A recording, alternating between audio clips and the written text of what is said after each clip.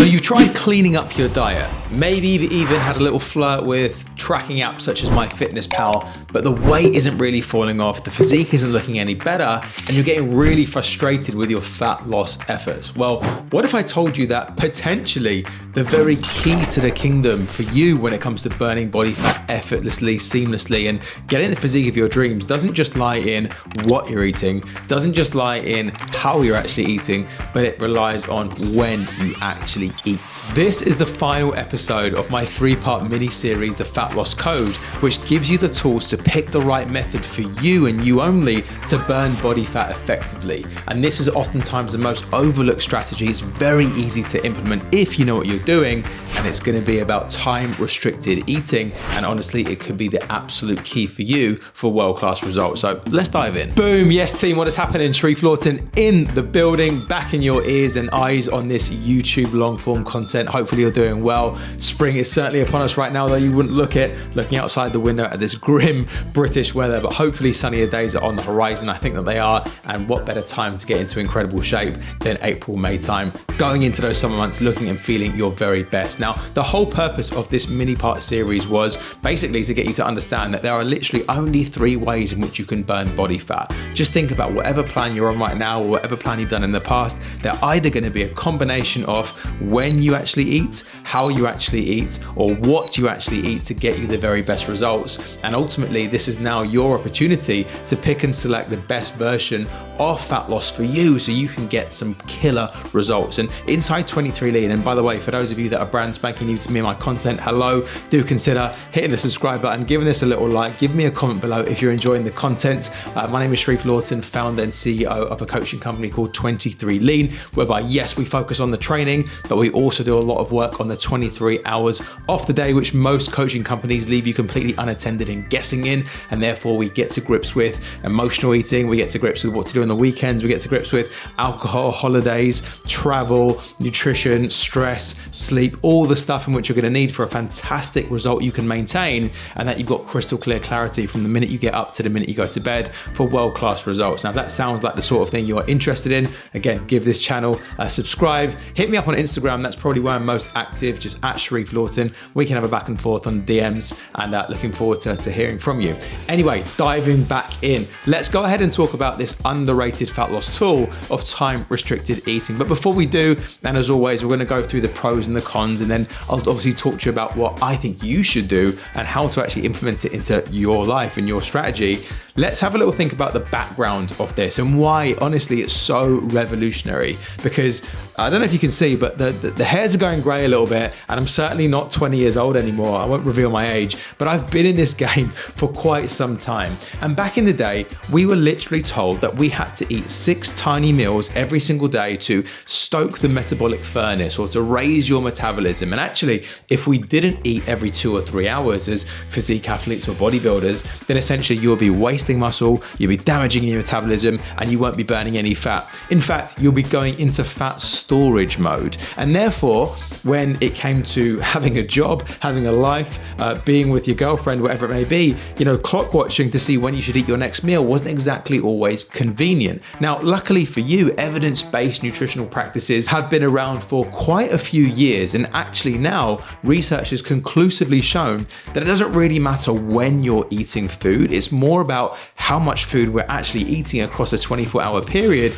as the biggest factor to influence our body composition and whether we gain or lose weight. So people have now taken that a step further and been like, okay, cool, well, maybe I don't need to eat 6 meals a day. What would happen if I ate the same amount of calories, but I condensed that down to 2 meals a day or 3 meals a day? But guess what? Those meals are now going to be larger, more satiating, and I wouldn't have to worry about food so much. Would I get the same results? And the reality is you would, because again, once total calories are equated across a 24-hour period, it doesn't really matter how we distribute that food across the day. Now, this was eye-opening and game-changing for someone like myself who, again, was clock watching, and now I could actually wake up, have a black coffee and some sparkling water, and just crack on with my day and start start working, and maybe eat my first meal at 11 a.m. or 12 p.m. without the irrational fear that my muscles were just going to fall off or I was going to tank my metabolism. So if that is you, and if you've been kind of scared to go longer periods of time without eating, and indeed you enjoy larger, more satiating meals, honestly, this could be a game changer for you. So with that, let's go ahead and think about the pros of time-restricted eating or intermittent fasting. So the first big pro that I would certainly think about is there's less decision fatigue.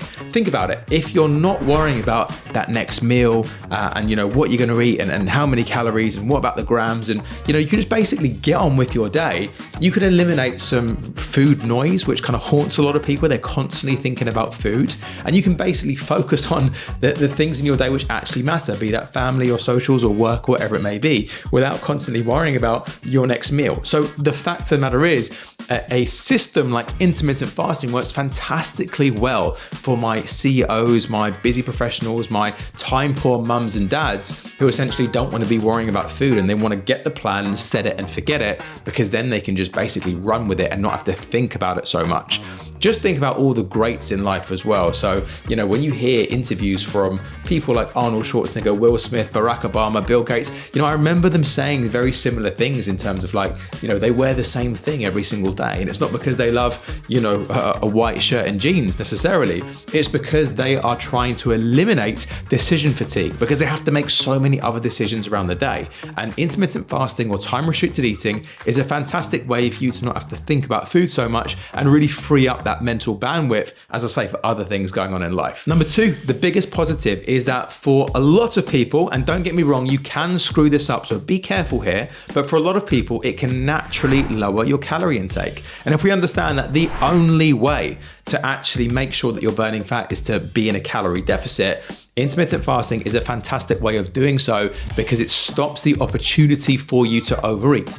If you're starting your first meal at 10 o'clock in the morning, 11 o'clock, even 12 o'clock, and then you stop eating at 8 o'clock, then again, the opportunity for you to overeat is actually diminished. Now, again, if this causes you to want more and more food and actually causes you to binge and overeat within that window, then we've kind of missed the forest for the trees, and it might not be the right strategy for you.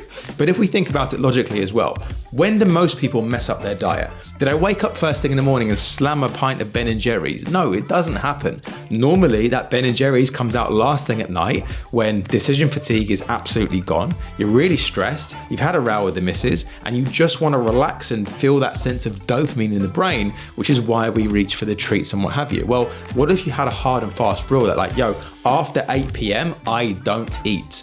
Well, it's going to be harder for you to fit in those treats, because we've essentially narrowed down that eating window, and that's the whole purpose of intermittent fasting. Not to mention the fact that it has an appetite blunting effect in quite a lot of people, the less meals that someone does eat. The other reason why intermittent fasting can be really powerful is because it supports insulin sensitivity and also helps with your digestion. If you're constantly eating and grazing, your pancreas, your internal organs, your digestive system is constantly on. And actually not eating can give your body a bit of a rest and recovery, and that when you do eat, you're kind of primed and ready to go. And therefore those with digestive issues such as bloating or nausea or gas or just not feeling too good after heavy meals can sometimes do really well with an intermittent fasting style of eating schedule, whereby they're actually giving their body a little bit of a break before they dive back into the food side of things. And again, digestively, this can be a really, really pleasing thing for people who struggle in that area. And then lastly, it's really flexible, especially for my clients who do a lot of, say, social eating or client dinners, right? Just think about it. If you know that you're gonna go out for a heavy meal later on, maybe a few drinks, you're gonna have a starter, maybe share a main, have a dessert, a couple of bottles of wine, whatever it may be, right? Essentially, if you've not eaten that many calories in the day, if you've kind of held back and banked those calories so that you can have them when you do go out,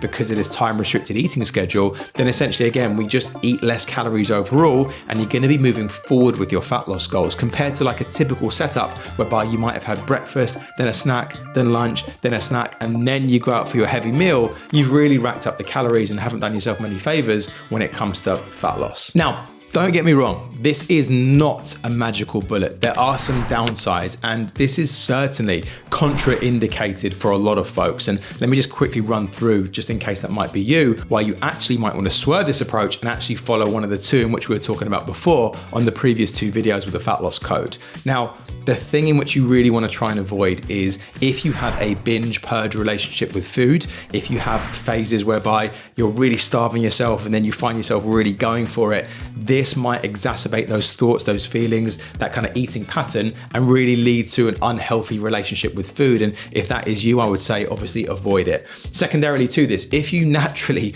wake up hungry, if you're a breakfast person, if you're a morning person when it comes to food, and guess what, now you can't eat until 11 or 12, well, guess what, you're going to be so food focused and hungry that you're going to make your mornings pretty miserable. And also when you do eat, you're going to likely overeat in that window, and therefore again, we've missed the whole point of this strategy.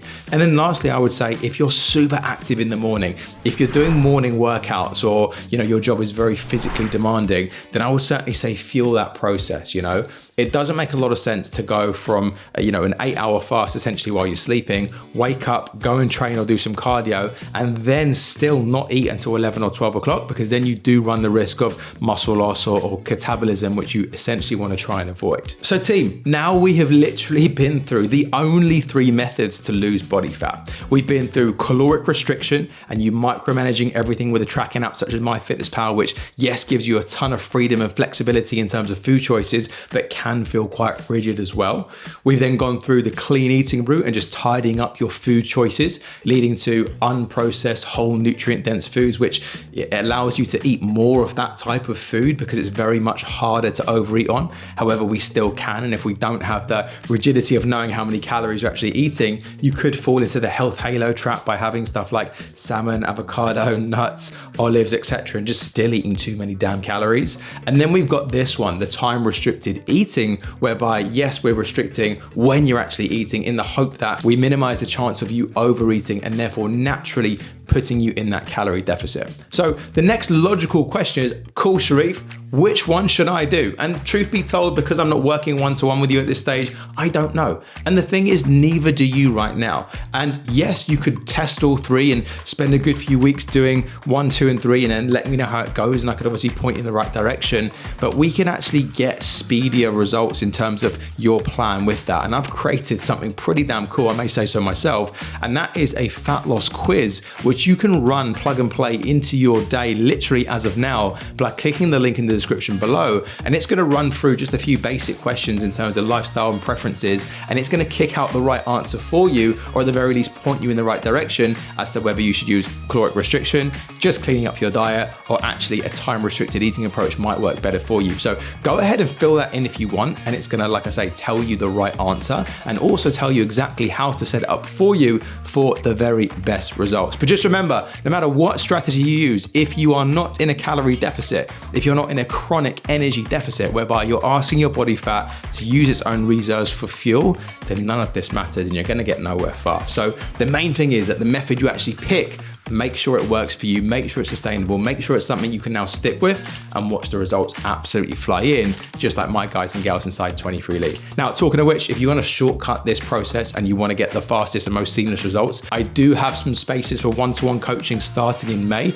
Go ahead and book in a call with me personally, whereby we'll go back and forth and I'll find out more about you, your personal situation, come up with a game plan, and 1 or 2 things happen. Either you go away and implement it on your own without me, or you realize that the fastest way is to make sure that you've got the accountability, the support, the customization, and the education for long-term results for life, and you join 23 Lean and we get you exactly that. Go ahead and use the description link below to book in your call. Other than that, team, I'll see you in the next video, and hopefully you are having a great rest of your day. In a bit.